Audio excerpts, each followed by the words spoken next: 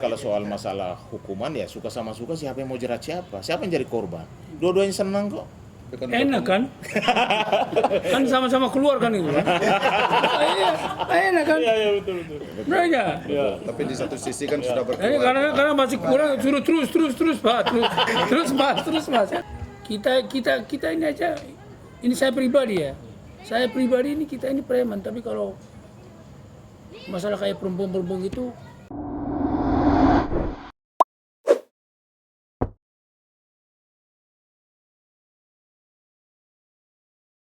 Malam ini juga perlu kami jelaskan terkait dengan kasus asusila yang dialami oleh mantan ketua KPU ya, karena sudah di KPP sudah dipecat gitu loh. Tetapi perlu saya garis bawahi bahwa si CAT, si perempuan ini sama Pak Hasim itu kan berhubungan dari bulan September sampai bulan Maret. Yang saya bingung, kenapa hanya laki-laki saja yang dijatuhi hukuman. Ini kalau menurut saya ini kan suka sama suka.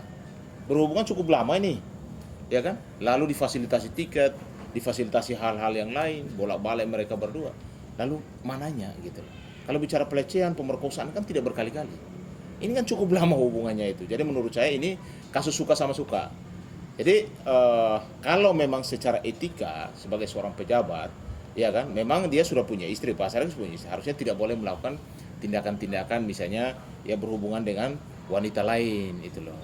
Itu kena kode etiknya. Nah dalam kasus asusilanya kalau mau diperpanjang, kalau menurut saya dibuka saja di pengadilan, mau ke polisi supaya dibuka hubungan mereka sampai di mana gitu. Karena kan kita hanya dengar dipecat, hubungan mereka sekian. Lalu karena kasus pelecehan seksual itu susah dibuktikan, karena saksi pasti tidak ada, iya kan? Dan hubungan ini kan suka sama suka. Orang berlanjut lama kok. Chat-chat mereka kan chat-chat mesra semua gitu loh. Lalu apanya yang menurut saya? Jadi jangan begini loh. Kita juga memang selalu menjadi pengacara di perlindungan perempuan. Tapi jangan juga laki dikorbankan. Ini soal jabatan loh. Soal masa depan orang ini, soal masalah keluarganya dia. keluarga, Ya, nama baiknya dia rusak. istri. Ini. Dan kita harus tahu bahwa ini bukan hanya ini KPU RI yang mana sebentar lagi ada pilkada. Berpengaruh nggak terhadap pilkada? Kalau menurut saya ada juga berpengaruh karena ini akan penyelenggaraan tahapannya akan sedang berjalan. Dan saya bersyukur bahwa sudah diangkat PLT. Ya, PLT untuk sementara waktu sambil menunggu 7 hari Pak Jokowi akan keluarkan surat SK kan. Lalu ada penunjukan baru, pemilihan baru ketua KPU. Tapi saya lihat ini ada unsur juga nih, dugaan saya ada unsur politik juga. Masa dalam begitu cepat mau tahapan pemilu, tiba-tiba Pak Hasimnya di DKPP, lalu langsung dipecat. Pertanyaan saya, sudah diselidiki belum? Ini kasusnya kan TKP di Den Haag, Belanda. Emang ada yang tahu mereka di hotel mana, tidurnya seperti apa? Kan saya rasa penyelidikannya perlu diperjelas supaya masa depan orang jangan dihancurkan hanya gara-gara seorang perempuan yang mengaku bahwa dia diasusila atau dilecehkan. Pelecehan moral apa gitu loh. Ini perempuan siapa sih? Kalau bilang petugas penyelenggara pemilu luar negeri, dia kan harus tahu dong antara hubungan pejabat dengan, kalau misalnya Pak Hasim mau, tapi dia kalau tidak mau kan tidak terjadi hubungan itu. Jadi jangan, maksud saya jangan juga semua menyalahkan Pak Hasim dong. Ini perempuan seolah jadi perempuan korban melulu, apa-apa korban aja. Nggak boleh juga itu loh. Kecuali anak di bawah umur, anak masih perawan mungkin ya. Ini kan sudah dewasa, di atas 18 tahun. Dia sudah bekerja sebagai pegawai kan di KPU begitu. Kalau menurut saya semua bisa terjadi, ada dugaan politik, ada dugaan skenario, bisa saja. Tapi bahwa kita harus sepakat dulu nih, namanya kasus pelecehan itu susah dibuktikan. Bagaimana DKPP sudah menyatakan dia melakukan asusila? Dasarnya apa gitu? Hanya karena pengakuan? Apalagi buktikan dong, karena saksi tidak ada. Orang berhubungan mana ada saksi dalam kamar? Tidak mungkin ada gitu loh. Jadi saya hanya menghimbau kepada para pejabat yang saat ini menjabat itu loh, berhati-hatilah.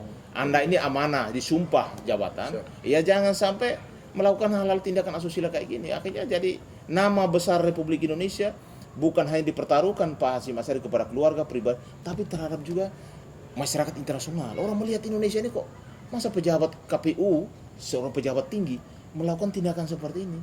Lalu bagaimana tahapan pemilu ke depan? Bisa berjalan dengan baik atau tidak? Tanpa ada ketua KPU yang legitimate. Ya suka sama suka, siapa yang mau jerat siapa? Siapa yang jadi korban? Dua-duanya senang kok.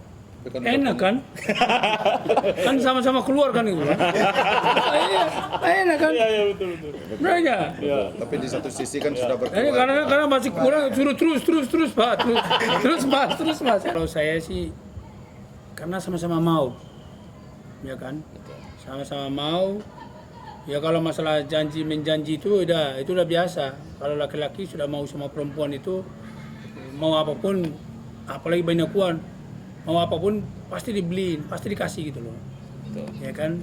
Tapi itu nggak boleh setelah udah sama-sama mau, karena tahu bahwa ini orang ini pejabat, terus ada yang memanfaatkan si perempuan ini untuk menjolimin. Nah, ini saya lihat itu skenario seperti ini ada yang pesan.